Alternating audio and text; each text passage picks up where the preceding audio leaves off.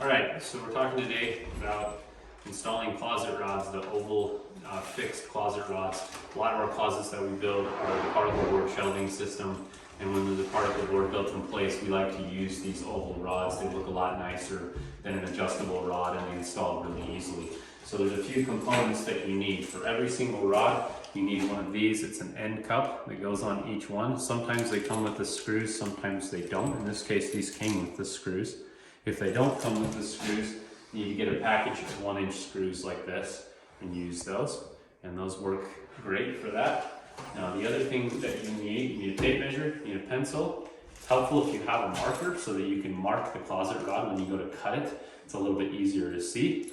And then you need the closet rod.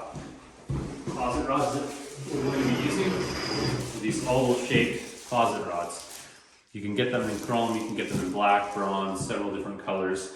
I usually recommend the chrome because the other colors, when people use them, have a tendency to scrape off over time and they look pretty hammered and they don't stay in good shape. So recommend the chrome for that reason. So the first thing you need to do after you've got all these things together, anywhere that you have a closet rod, the way that we install our closets, we put a cleat on the side and there's a cleat at both ends.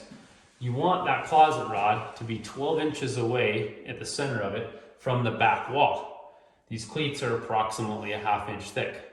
So if I want to measure the center of that, I want to put a mark right here at 11.5 inches.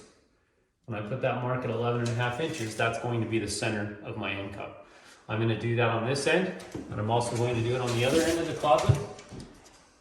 So I'm going to put another mark here at 11.5 inches. So we know that that's where those end cups go. After I've got that mark, where these are an MDF based cleat, I don't even need to pre-drill them.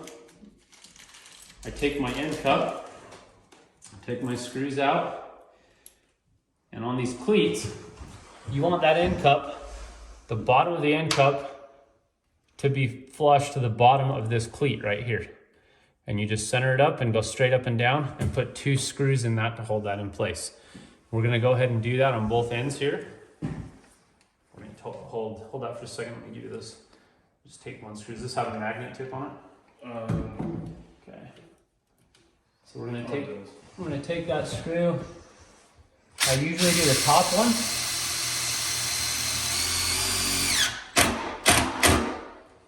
And then I usually do one that's right, either the very bottom one or the one right up. Most of the time I do the one that's right up from the bottom because the bottom one can have a tendency to crack that out.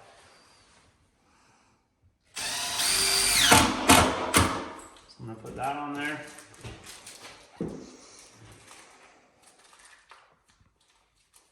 After you've put both of these on, you want to measure the length of your rod.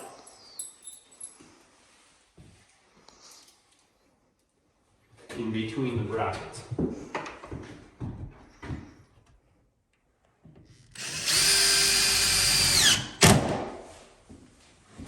You want to try and get these as straight up and down as possible. If they move just a little bit on you, that's okay. It's better to straighten them up and down. Otherwise, when you go to put the rod in, it won't always fit. You just want those snug enough that they're pretty flat into the bracket. We take our tape measure. When I measure this, it's got to be a little shorter. It's got to be shorter or else it's going to hit that. And you go to push it in, and it's going to be really hard to get it to fit. So I put my tape measure right on the other bracket, and I measure right to this bracket right there. So you can see that one right there. That one's going to be about 32 3/4, maybe a little less than 3/4. I'd probably cut this one at 32 5/8. Give myself just a little wiggle room. This cup right here is deep enough. You've got about a 1/2 inch of extra on both ends. So even if you cut this a little short, you're going to be fine. It's better to cut it a little short to make sure that it fits. It's hard to trim them later. So we take the closet rod, take the end of the packaging out enough that we can mark it. So we said 32 5/8, is that what we said? Yep. So what I like to do is I like to take a Sharpie, and I just take a Sharpie and I put a mark right where I'm going to be cutting it. So that's my cut, and I'm going to cut right in the center of that. And the easiest way that I found to cut these, you can either cut them with a hacksaw or you can cut these with a grinder with a cutoff wheel. I found that if you use a grinder with a cutoff wheel, make sure you're wearing eye protection, hearing protection, and cut it off. That's the easiest way to do that. We go ahead and cut that, and then we install it from there. Okay, so whenever we cut these, we try to cut them outside or cut them in a location that we don't have an issue with something burning down, because they can create a lot of sparks. So here it's snowing here today, so we're gonna cut this in the garage.